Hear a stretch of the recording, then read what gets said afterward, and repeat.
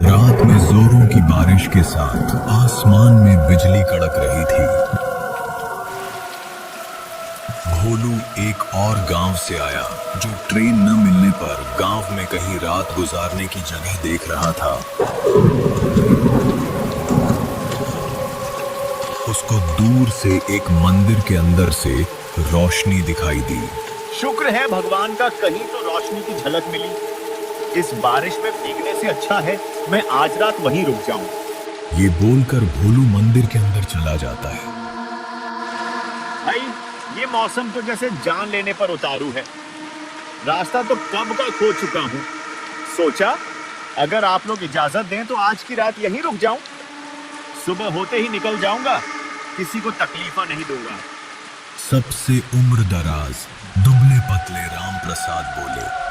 उनकी आंखों में वह नमी नहीं थी जो बारिश से आती है, बल्कि वह थकान थी जो बरसों से किसी डर को झेलने से आती है। बेटा, इस गांव में रात गुजारना अपने पैरों से अपनी कब्र खोदने जैसा है। तू पराया है, तुझे नहीं मालूम यहाँ रात कैसे बीतती है।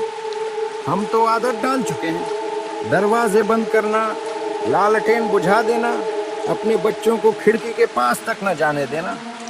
लेकिन तू तो अजनबी है, और अजनबी अक्सर वही करता है जो नहीं करना चाहिए। भोलू के चेहरे पर हल्की सी मुस्कान आई, जैसे उसे यह बात किसी डरावनी कहानी की शुरुआत लगी हो। बाबा, डर तो तभी लगता है जब मन में यकीन हो कि मौत यही है। पर मौत तो हर जगह है। आप वजह बताइए, आखिर ऐसा क्या है यहाँ जो आपको इस कदर घबराया हुआ रखता है? ये बात मैं तुमको यहाँ नहीं बोल सकता। चलो अंदर चल के बात करते हैं।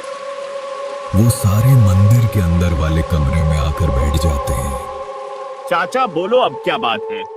मुझे तो आपकी बात सुनने से पहले ही मजेदार लग रही है।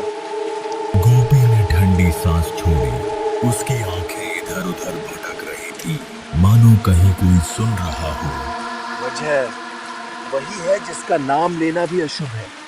आज की रात सावन का वो समय है जब आसमान से पानी बरसता है और जमीन के नीचे से वो बाहर आती है। वो कौन? अगर जानने का शौक है तो सुन, पर याद रख, ये कहानी सुनकर तेरे पास सिर्फ दो रास्ते होंगे। या तो तू आज रात भाग जाएगा या फिर हमेशा के लिए यहीं रह जाएगा। बिजली कड़की। बरसात की तेज होती बूंदों के बीच मंदिर के अंदर एक कहानी शुरू होने वाली थी। कई साल पहले की बात है बेटा। तब ये गांव वैसा नहीं था जैसा आज है। खेत हरे भरे, तालाबों का पानी मीठा और लोग चैन से रहते थे। इसी गांव में एक लड़की थी, बनवाली। उसका चेहरा ऐसा कि जो देख ले उसी में खो जाए। पर सुंदरता के साथ उसका स्वभाव भी ऐसा था कि हर कोई उसे अपनी बेटी, बहन या बीवी बनाना चाहता था। लेकिन इंसान की चाहती हमेशा साफ नहीं होती। गांव का ठाकुर, वो तो पागल हो गया था उसके पीछे। बनवाली ने इनकार किया तो उसने उसका जीना हराम कर दिया। गांव वालों ने भी डर के मारे कुछ न कहा। फिर आया सावन का महीना। उस साल बारिश कुछ ज्यादा ही हुई थी। गांव के चारों ओर पानी ही पानी। और उसी दौरान ठाकुर ने बनवाली को रात में खेतों के रास्ते रोक लिया। कहते हैं वो उसे खींचते हुए उस पुराने कुएं तक ले गया जो गांव के बाहर बरगद के पेड़ों के बीच था। उसे धक्का दिया और बनवाली की चीख इतनी डरावनी थी कि आसमान का पानी भी कुछ पल के लिए रुक गया। तो ये सिर्फ एक हत्या थी, फिर श्राप कैसे बना? गोपी ने धीरे से इधर उधर की तरफ देखता हुआ बोलता है, जैसे हर शब्द के साथ उसे डर लग रहा हो कि कोई सुन रहा है। क्योंकि मरने से पहले बनवाली ने कसम खाई थी। उसने कहा था, जिसने मुझे धोखा दिया उसका वंश खत्म कर दूंगी और हर उस इंसान को साथ ले जाऊंगी जो सावन की इस रात मेरे कुएं के पास आएगा। पहली ही बरसात में ठाकुर का पूरा घर खाली हो गया। लोगों ने देखा बारिश में भीगी उसकी परछाई कुएं के किनारे खड़ी थी। हमने कुआं भरने की कोशिश की, पर रात होते ही जो मिट्टी दिन में डालते वो सुबह तक वापस बाहर पड़ी होती, जैसे कोई भीतर से उसे बाहर फेंक देता हो सकता है ये सब गांव की कहानियां हों, लेकिन मैं मानता हूं कि सच्चाई जाने बिना डर का मतलब नहीं, और मुझे सच्चाई देखनी है अपने आंखों से। सच देखने का शौक जान देकर ही पूरा होता है बेटा। और आज की रात तूने जो चाहा है उसका दाम तुझे चुकाना पड़ेगा। भोलू ने उस कुएं के पास जाने के लिए खड़ा होकर लाठी उठाई।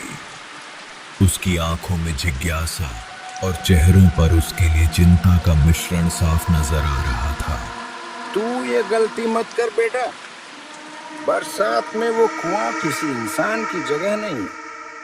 रास्ता फिसलन भरा है, अंधेरा गाढ़ा है, और सबसे खतरनाक ये है कि जो तू वहां देखेगा उसे भुला नहीं पाएगा। काका, डर का इलाज डर से भागना नहीं, उससे सामना करना है। अगर बनवाली का किस्सा सच है तो मैं उसकी हकीकत जानना चाहता हूँ।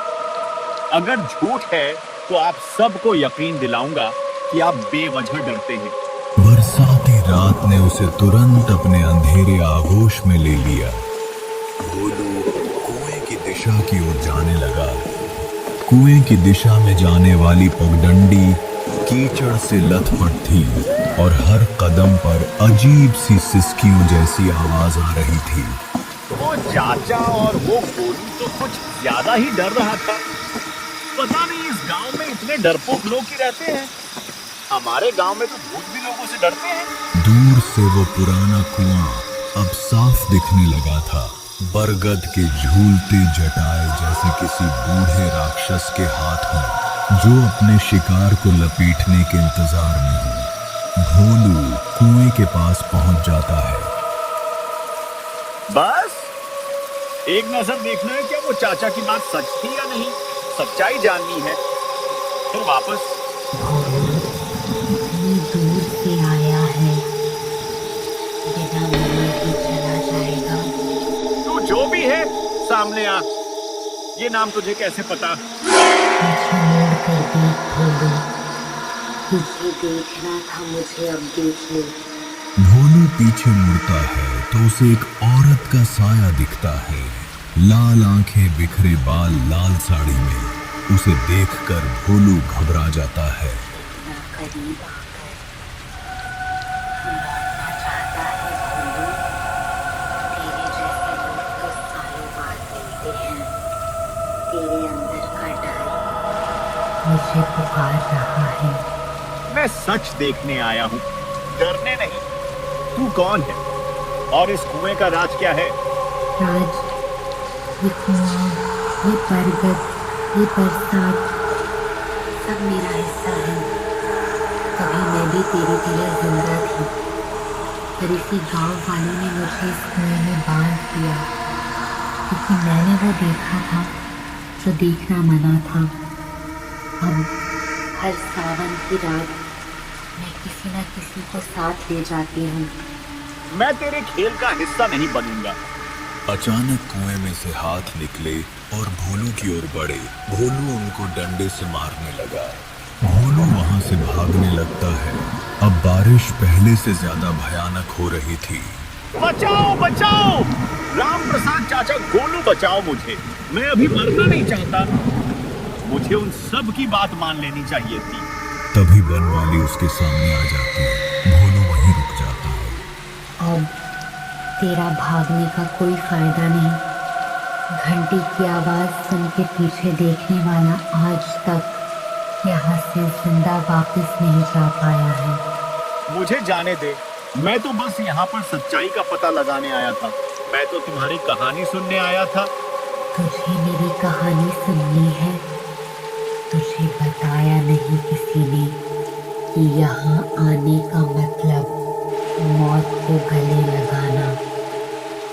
अब तू भी मरेगा। अगले ही पल भोलू का शरीर कुएं के पानी में समा गया। गांव का चौक, मिट्टी की सोंधी गंध और रात की ठंड अब भी हवा में थी। मंदिर का बूढ़ा पुजारी और राम प्रसाद बात कर रहे थे। राम प्रसाद, सुना कुएं के पास कोई अजनबी गायब हो गया, बस टूटी लालटेन मिली है और उसके जूते कीचड़ में दबे हुए थे। मैंने उसे मना किया था, कहा था कि उस रास्ते मत जाना, पर वो नहीं माना।